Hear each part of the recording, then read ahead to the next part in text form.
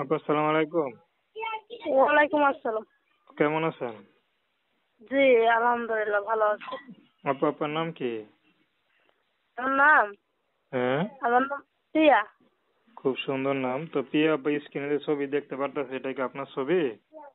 জি জি, আমার ছবি। কি করেন আমি আপনি? খুব কষ্ট আছি। আমি বিউটি পার্লারে কাজ করি। ও মাশাআল্লাহ, ভালো তো, বিউটি পার্লারে কাজ করেন, দেখতে তো সুন্দর। পড়াশোনা কতদূর করছেন? হ্যাঁ, পড়াশোনা কতদূর করছেন? পড়াশোনা তেমন করতে পারি নাই, অল্প করছি। কেন? করছি, বাবা মারা গেছে ছোটবেলায়। মারে নিয়ে খুব কষ্ট আছে, আর মা বিয়ে শাদী দিয়েছিল। খুব কষ্টে বড় হয়েছে, এই কারণে পড়ালেখা মানে অভাবের কারণেই পড়ালেখাটা হয়নি। আচ্ছা আচ্ছা। তো ইউটিউবে আসার উদ্দেশ্যটা কি?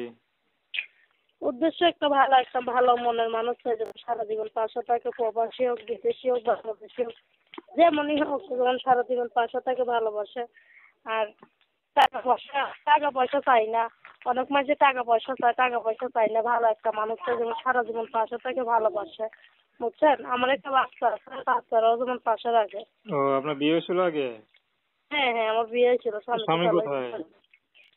স্বামীতে ডিভোর্স দিয়ে চলে গেছে। কেন ডিভোর্স দিল কেন?